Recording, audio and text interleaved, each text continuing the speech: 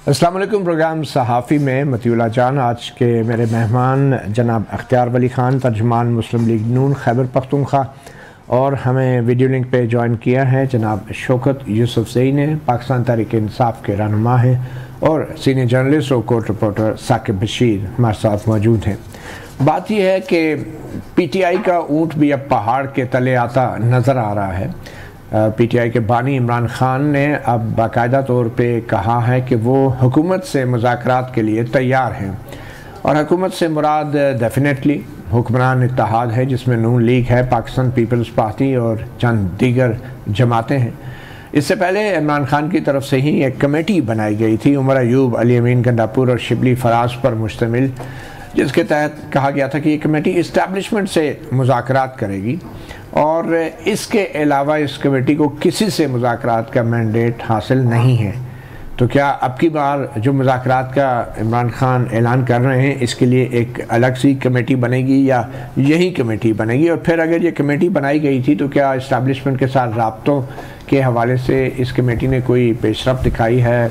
बज़ाहिर तो on the record तो कोई ऐसे राब्ते या मुज़ाकरात की खबर नहीं है, मगर अब की बार जो PTI की तरफ से हामी भरी गई है मुज़ाकरात की, इसको सियासी तौर पे एक बहुत बड़ी डेवलपमेंट भी कहा जा सकता है। मगर इसमें बहुत से सवालात भी उठ रहे हैं और हमारी कोशिश होगी कि हम आज उन्हीं सवालात के जवाब भी लें। पहले तो शौकत यूसुफज़ई साहब, मुबारक हो, आपके लीडर जो हैं वो आसिफ अली ज़रदारी, नवाज शरीफ और शहबाज शरीफ, इनसे मुज़ाकरात के लिए तैयार हो गए। मैं पहले आपको सुनाना चाह रहा हूँ जो आपके मौजूदा चेयरमैन हैं PTI के, उन्होंने आज सहाफ़ियों को इस हवाले से क्या बताया।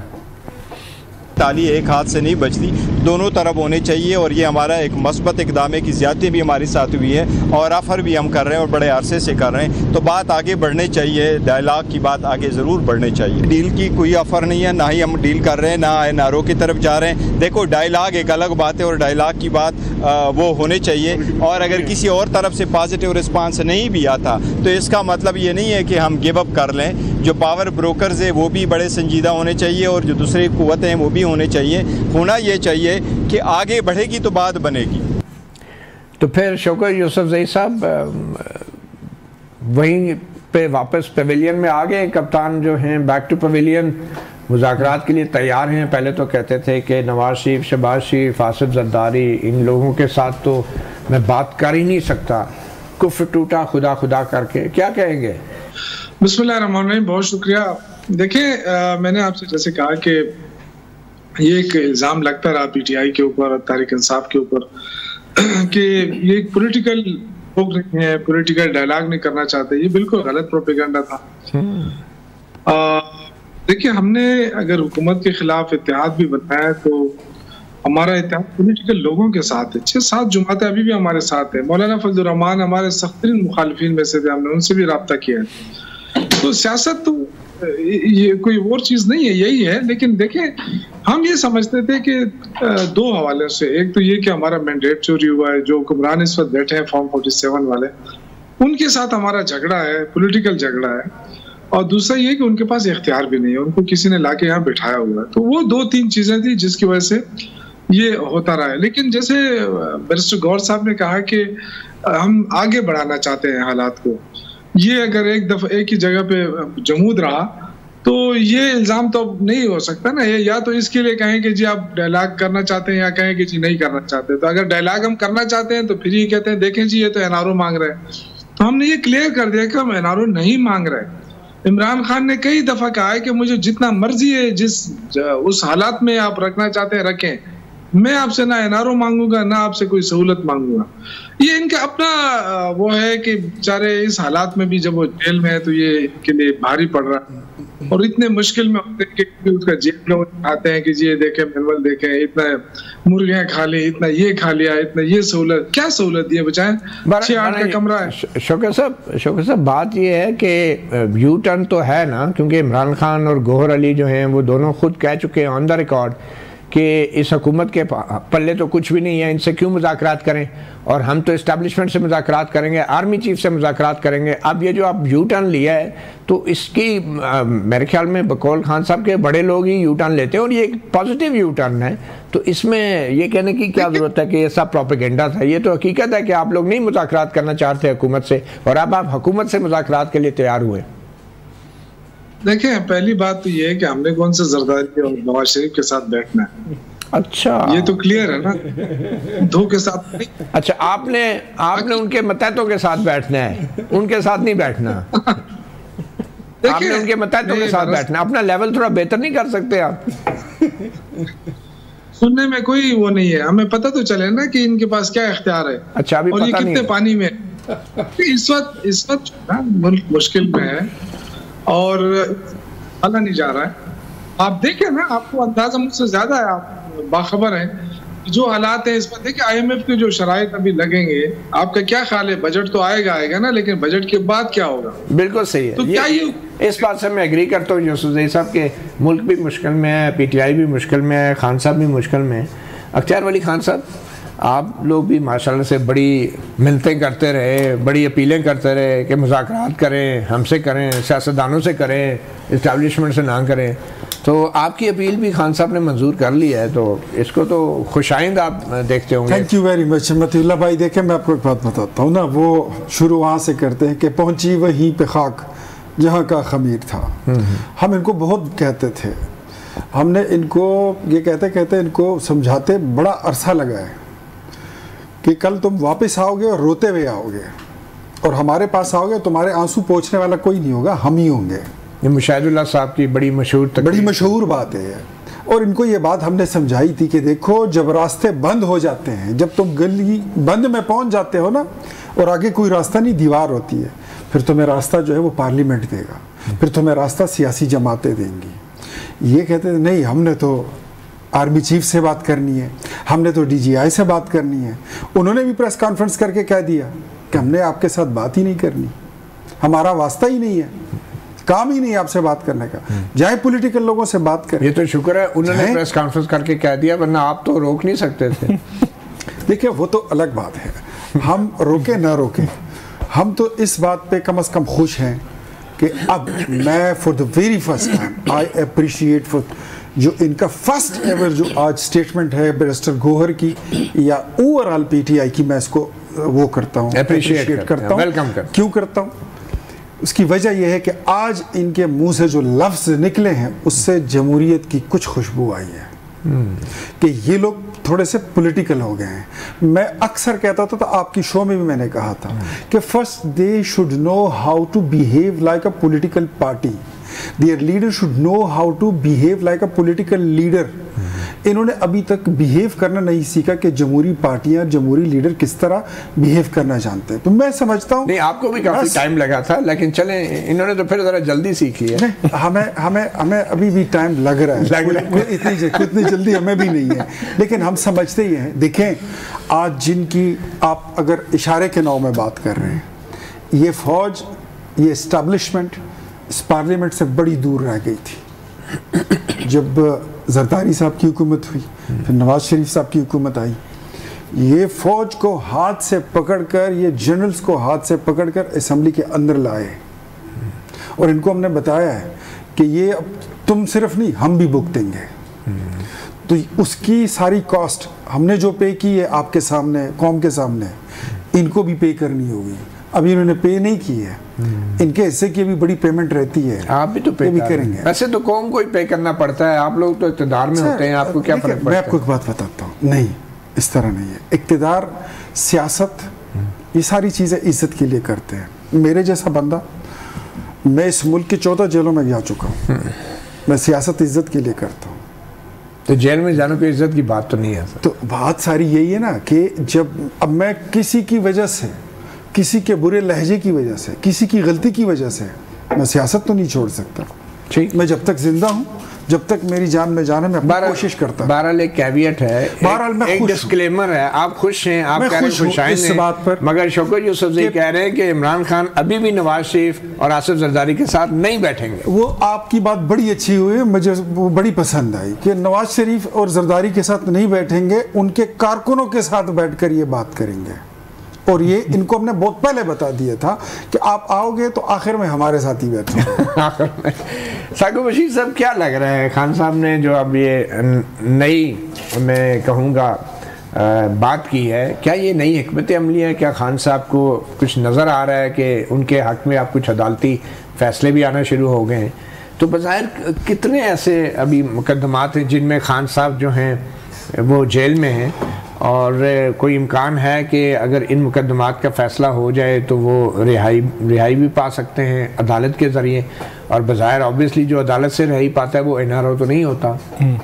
एक तो इद्दत का केस है जिसमें उनको सज़ा है, वो अभी जेल में है, और उस हवाले से भी आज भी डेवलपमेंट हुई हाई कोर्ट में। वो 13 के लिए, परसों के लिए रखा हुआ केस, उसमें उन्होंने नोटिस वगैरह कर दिए हैं। तो एक इद्दत का केस है, इसके अलावा कुछ लाहौर के केसेस हैं, लेकिन मसला ये है कि शाह महमूद कुरैशी जो है साइफ़र में जब उनको रिलीफ मिल गया तो उससे पहले उनके खिलाफ केसेस नहीं थे, लेकिन जब साइफ़र का फ़ैसला आना था तो 2-3 दिन पहले हमने देखा कि लाहौर की पुलिस आई, उन्होंने मुख्तलिफ मुकदमात में शाह महमूद कुरैशी को शामिल तफ्तीश किया, उनकी गिरफ्तारी डाली, अब जो है वो फिज़िकल रिमांड पे हैं। तो ये एक सिचुएशन डेवलप हो सकती है कि वो इद्दत केस में अगर रिलीफ मिल भी जाए तो फिर कोई और केस में उनकी गिरफ्तारी डाल दी जाए, जिस तरह शाह महमूद कुरैशी के साथ हुआ। तो अल्टीमेटली जो आप बात कर रहे हैं, मुझे ऐसे लगता है कि जो सुप्रीम कोर्ट में जो मुकालमा हुआ था 35 मिनट का, शायद उसका कुछ असर हो सकता है हुआ। अगरचे सुप्रीम कोर्ट कोई पंचायती, कोई वो पंचायत तो है नहीं है कि उन्होंने करना है, लेकिन वो उस मुकालमे को जो भी आप नाम दें, उस मुकालमे में मुझे ऐसे लगता है कि उस मुकालमे का कुछ ना कुछ असर हुआ होगा। मगर ये भी खबरें चली थी कि इमरान खान जो है वो चीफ जस्टिस को ख़त लिखेंगे, उनकी तरफ से जो मुशावरत या मशवरे दिए गए थे सियासी मुज़ाकरात के लिए, वो उस खत के ऊपर फिर अमल नहीं हुआ। शायद उन्हें किसी ने मना कर दिया कि नहीं, ये खत वाली बात भी कल या परसों आई थी, तो हो सकता है आइंदा आने वाले दिनों में कोई खत लिख दें, लेकिन मुझे लगता नहीं है कि खत के हवाले से सुप्रीम कोर्ट कोई रिस्पॉन्ड करने की पोजीशन में भी है। मतलब इवन कि ये कोई बाजी में, जिस तरह चीफ जस्टिस उमर अता बंदियाल जो है वो फैसिलिटेट करवा रहे थे कि चलें पार्टीज इकट्ठी बैठे मुज़ाकरात करें, मुझे ऐसे नहीं लगता कि मौजूदा सुप्रीम कोर्ट जो है वो इस मामले में पड़ेगी कि आप इनको बिठाएं या टाइम दें। ये सियासी मुज़ाकरात की बात तो चीफ जस्टिस काजी फाइसा और अदलिया की तरफ से आई है, बल्कि इवन इस बात पे आई है जैसे जमाल खान बंदोखेल के जो ऑब्जर्वेशन थी कि जब आग लगी हुई हो तो आग पहले बुझाएं, और ये नहीं देखते कि पाक पानी है या नापाक है, तो अब पहले आग बुझाएं फिर उसके बाद।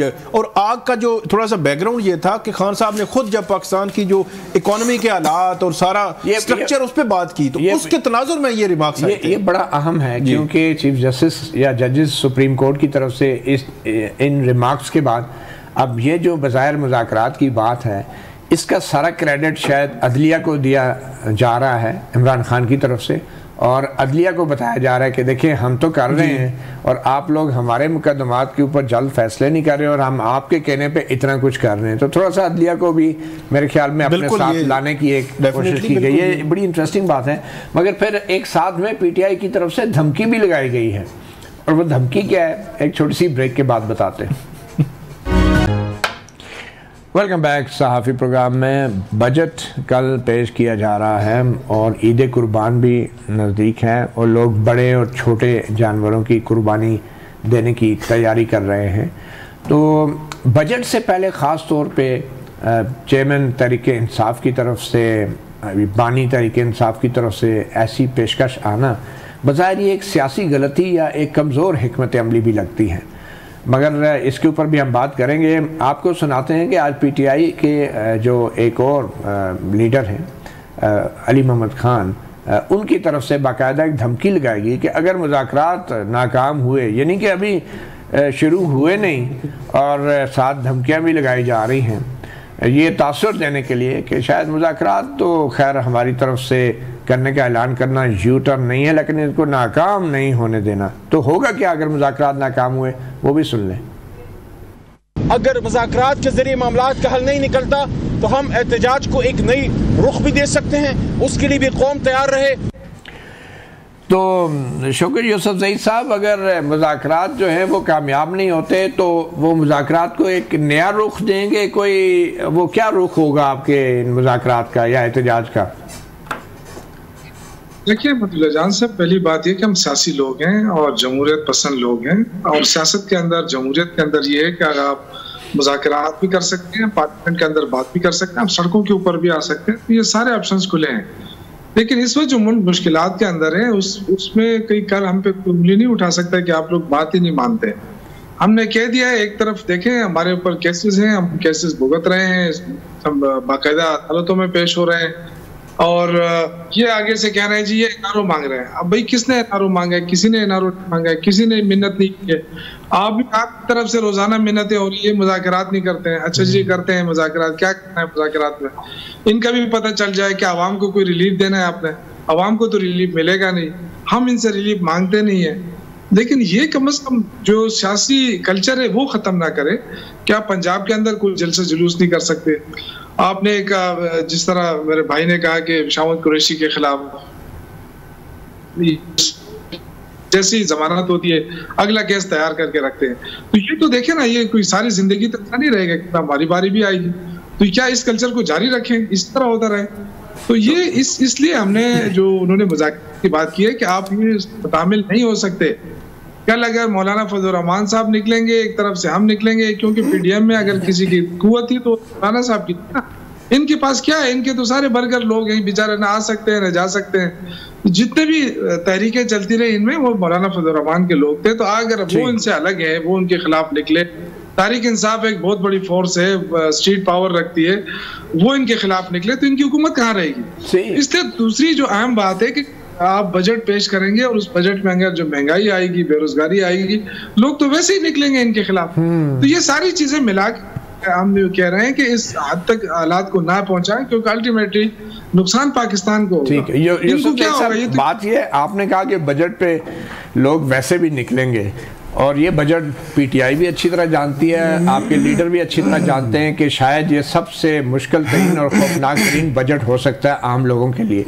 तो इस बजट के आने के बाद जो मुमकिना अवामी रद्द-ए-अमल था उसका हिस्सा बनने की बजाय इस बजट से एक दिन पहले मुज़ाकरात का ऐलान जो है, कोई हुकूमत के साथ ये तय तो नहीं हो गया कि इस बजट के बाद पीटीआई जो है बजट को जो है वजह नहीं बनाएगी किसी एहतजाज का?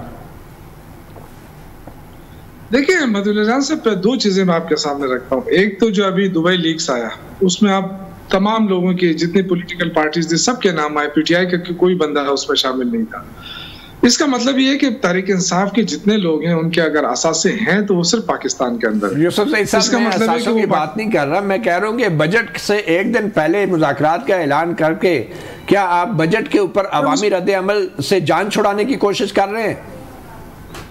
नहीं, मैं उसी पे आता हूँ ना, मैं यही बात करना चाहता हूँ कि हमें पाकिस्तान अजीज, हमें पता है, हम देख रहे हैं कि पाकिस्तान मुश्किल में, और आगे जाके इनकी नालायकियों की वजह से अब ये तो देखें ना, सिर्फ भीख मांगने से तो मुल्क नहीं चलता, ना कर्जे लेने से मुल्क चलता। आपके पास कौन सी पॉलिसी, कौन सी विजन है? आपने क्या किया है? 1.5 साल आप निकलेगी पीटीआई बजट के बाद अवाम के साथ निकलेगी या नहीं? बिल्कुल, हम आवाम के साथ हैं, हम इनको मौका दे रहे हैं कि अपने आप को सुधारो, अब ठीक करो। अगर आप नहीं करते तो आप इस मुल्क की जान छोड़ो, क्योंकि आपने तो भागना है, आपने इस मुल्क में रहना तो नहीं, आपके एसेट तो सारे बाहर है ना, सबने अलग अलग बनाए हुए, आपने लीक्स देख लीक्स में सबके वहां पे मौजूद हैं, तो इसका मतलब ये है कि इन्होंने भागना है, तो रहना तो हमने है ना। अख्तियार वली साहब, आपने सुन लिया, ये आपके लिए तो बड़ी अच्छी खबर है कि इतनी बड़ी मज़ामती जमात जो है अपोजिशन पार्टी बजट से एक दिन पहले आपसे मुज़ाकरात का ऐलान कर रही है, और बजट के ऊपर आप क्या तवक्को कर रहे हैं कि कम से कम पीटीआई तो एहतजाज के लिए नहीं निकलेगी, क्योंकि अभी तो उन्होंने मुज़ाकरात के ऐलान किया आपसे? देखें, पीटीआई का तो महंगाई के खिलाफ निकलने का तो जवाब ही नहीं पैदा होता इस मुल्क में। जो महंगाई की लोगों का निकलने का जवाब पैदा वो अलग बात है। अच्छा, आपने पीटीआई का पूछा तो मैंने पीटीआई का जवाब दे रहा हूँ। इस मुल्क में जो महंगाई की वबा आई है, इससे पहले इस महंगाई के नाम की कोई चीज़ थी? 2018 में ऐसी कोई चीज़ें थी? ये रोटी 2 रुपये 5 रुपए की नहीं मिलती थी, ये बिजली का यूनिट 5 रुपए का नहीं था, ये पेट्रोल का 1 लीटर 65 रुपए का नहीं मिलता था। ये लोग कहते होते थे कि हम 40 में देंगे, बिजली का यूनिट 2 रुपए में हो जाए। साल की बात कर रहे हैं? मैं 2018 की बात कर रहा हूँ। अच्छा, 2 रुपए 5 रुपए 2000, जी बिल्कुल। अच्छा, स्टेटिस्टिक चेक कर लें आप। अच्छा अच्छा। ये लोग कहते थे कि हम 40 में देंगे और 2 रुपए में देंगे बिजली का यूनिट, और हमें ले आओ, हम नहीं तो कौन और अब नहीं तो कब। ये कहते हैं ना कि हम इनकलाब लाएंगे, तो इनसे तो 4.25 साल का बंदा हिसाब ले। पाकिस्तान की तारीख का सबसे बड़ा कर्जा ये लोग लेकर आ गए। महंगाई इससे पहले थी कहाँ? ये आटे का तेल है, ये कहाँ पे पहुंचा के छोड़ के आए? ये रोटी की कीमत कहाँ छोड़ के आए? बेरोजगारी कहाँ छोड़ के आए हैं? ये मुल्क में सोने का 1 तोला जो 42,000 रुपए का था, ये हुकूमत छोड़ के गए तो कितने में था? उसके बाद 16 महीने के लिए शहबाज शरीफ साहब भी आए थे। तो डेफिनेटली आप मेरे ख्याल में मुझसे ज़्यादा बाखबर इंसान हैं। 2022 फरवरी में जो IMF के साथ इमरान का किया हुआ मुआहदा था, वो तो ऐसा ही था जैसे आप पूरी कौम के 22-25 करोड़ लोगों के हाथ पैर बांध के IMF के आगे बांध रख दो, डाल दो, और फिर वही मुआहदा तोड़ दो। उसके रिपरकशंस का वो तो होगा ना, रिएक्शन तो होगा ना। ये तो उसी का शाखसाना है। मैं असेंबली फ्लोर पर इनके CM साहब बैठे हुए थे, वही मुआहदा लेकर गया हूँ। ये साहब भी मौजूद थे, ये मेरे जो साथी हैं PTI के, इनको भी मैंने देखा है कि इसका कोई जवाब है आपके पास? ये जवाब नहीं दे सके, ये आज तक नहीं दे सकते और ये दे भी नहीं सकेंगे। इनके पास जवाब नहीं। अगर 2022 का वो मुआहदा इमरान ने IMF के साथ नहीं किया होता, जिसमें आपकी सारी मोटरवेज उसने गिरवी रखवा दी, आपके एयरपोर्ट्स गिरवी रखवा दी। उससे पहले भी तो मुआहदे होते रहे सर, हुए, लेकिन इतना बुरा, कुछ गिरवी नहीं रखवाया, पाकिस्तान की 75 साल तारीख आप उठा लें, उसके आप देखें कि वो कर्जे कितने थे, आपके रिसेशन कितना था, आपका इन्फ्लेशन कितना था, आपका GDP क्या था, और फिर उसके बाद देख लें वही सारी फसाद की जड़ थी। और मैं एक बात में मानता हूँ, ये लोग झूठ बोलने में बड़े तकड़े हैं, नैरेटिव बनाने में, झूठा प्रोपेगेंडा करने में, सोशल मीडिया को इस्तेमाल करने में। अभी तो इन्होंने खुद कह दिया कि हमारा सोशल मीडिया अमेरिका से ऑपरेट होता है।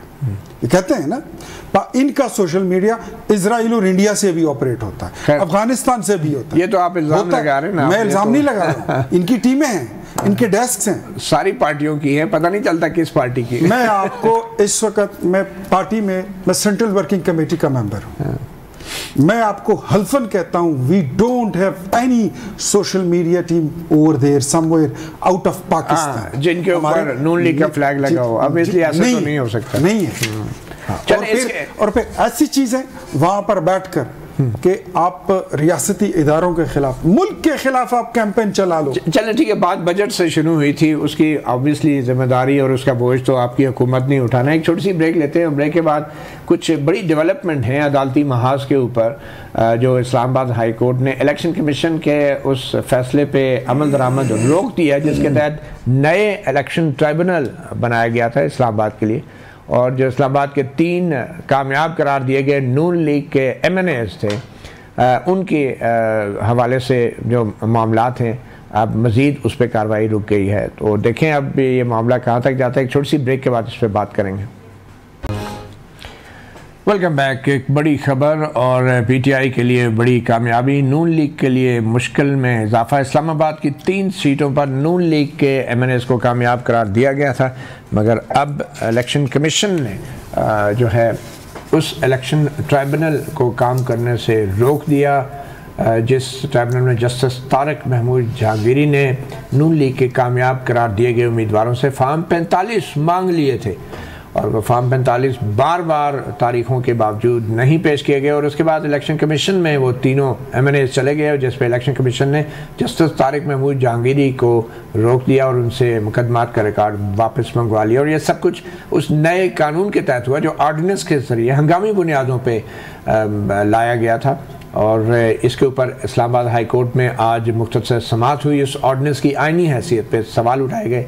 चीफ जस्टिस आमिर फारूक भी बड़े बरहम हुए और उन्होंने कहा ये कैसे मुमकिन है कि हाई कोर्ट का एक जज, जो हाई कोर्ट का जज है, जो ट्राइब्यूनल में बैठता है, उसके ऊपर तासुब के और अकरबा परवरी के संगीन इल्ज़ामात लगाए गए। ये तौहीन अदालत की कार्रवाई बनती है। और अब अटॉर्नी जनरल को तलब कर लिया है और अंजुम वकील जिन्होंने ये इल्ज़ामात लगाए थे जस्टिस तारिक महमूद जहांगीरी पे, उनको भी ज़ाती तौर पर 24 जून के लिए तलब किया है। ये बड़ी डेवलपमेंट है साकिब बशीर साहब।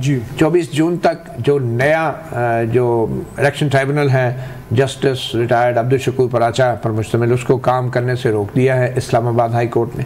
मगर इसके साथ पुराने ट्राइब्यूनल को भी काम करने की इजाज़त नहीं दी। तो मसला यह है कि दोनों ट्राइब्यूनल पे काम रुका रहेगा। अभी मेरा ख्याल है जो तहरीरी ऑर्डर है वो बताएगा, क्योंकि आज जब हेयरिंग ख़त्म हुई तो स्टेटस को की तो उन्होंने बात की, आखिर में ये कहा कि 24 जून तक अब कार्रवाई आगे नहीं बढ़ेगी नए ट्राइब्यूनल की। लेकिन मजीद इस पे क्या स्टे हो सकता है या नहीं हो सकता, उन्होंने कहा कि मैं लॉ देखकर उसके बाद तहरीरी ऑर्डर जारी करूंगा। क्योंकि शुएब शाहीन कह रहे थे कि क्योंकि जहां पे अभी ट्राइब्यूनल की कार्रवाई रुकी है यहीं से आगे बढ़नी है, और अगर इस दौरान जब तक केस पेंडिंग है ये ट्राइब्यूनल जैसे जहांगीरी वाला ये सुनता रहे, और कल अगर यही फैसला हो कि नए ट्राइब्यूनल ने ये सुनना है तो उनको भी ट्रांसफर होगा तो केस वहीं से आगे बढ़ जाएगा। तो इसमें कोई ऐसी बात नहीं है। लेकिन जो मुस्लिम लीग नून के जो MNAs थे वो रिलक्टेंट थे, उनके वकला, ऐसे लगता है कि वो फॉर्म 45 नए ट्राइब्यूनल को देना चाहते हैं, पुराने को नहीं देना चाहते उनकी जानिब से, क्योंकि फॉर्म 45 भी शायद नए हैं, पुराने नहीं।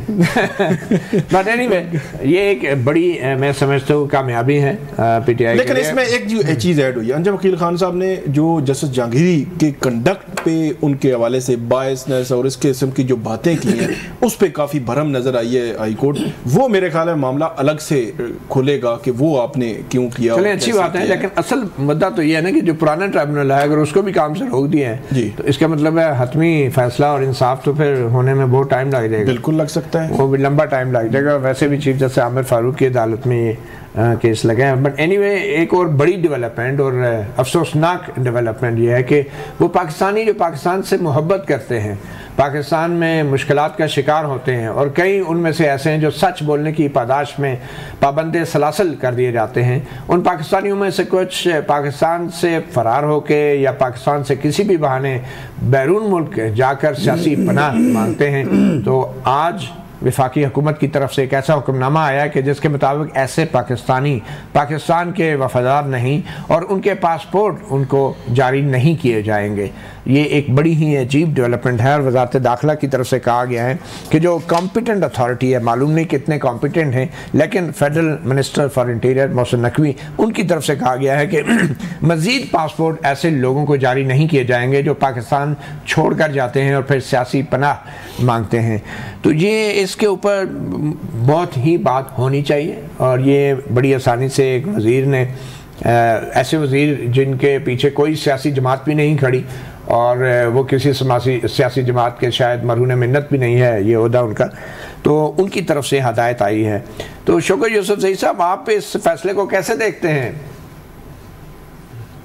देखिए, मुझे तो बड़ी तशवीश हो रही है, बड़ा अफसोस हो रहा है मुझे जो इस वक्त खामोश है और इतना बड़ा डिसीजन लिया गया है। इससे देखिए सिर्फ ये कि सिर्फ पॉलिटिकल लोग जो है वो उससे मुतासर होंगे, बहुत सारे ऐसे लोग हैं जो यहाँ मजदूरी के लिए उसके लिए जाते हैं और अपना पासपोर्ट हटाते हैं और तौर पे इस्तेमाल करके यूरोप के मुल्कों में एंट्री मारते हैं। उनको पासपोर्ट की जरूरत पड़ती है, तो यहाँ से इन्होंने कह दिया जी उनको पासपोर्ट नहीं मिलेगा। तो ये बहुत ज्यादा तशवीश है जो पाकिस्तानी बाहर रह रहे हैं ओवरसीज। आज मुझे 2-3 लोगों से रब्ता हुआ है, इटली से और फ्रांस से, जो मेरे दोस्त हैं, डेनमार्क वालों ने आज फोन किया। वो ये कह रहे थे कि ये क्या फैसला है, ये वो बड़ी तशवीश हमें हो रही है क्योंकि यहाँ पासपोर्ट खत्म हो जाता है तो फिर हम पासपोर्ट के लिए क्या करेंगे।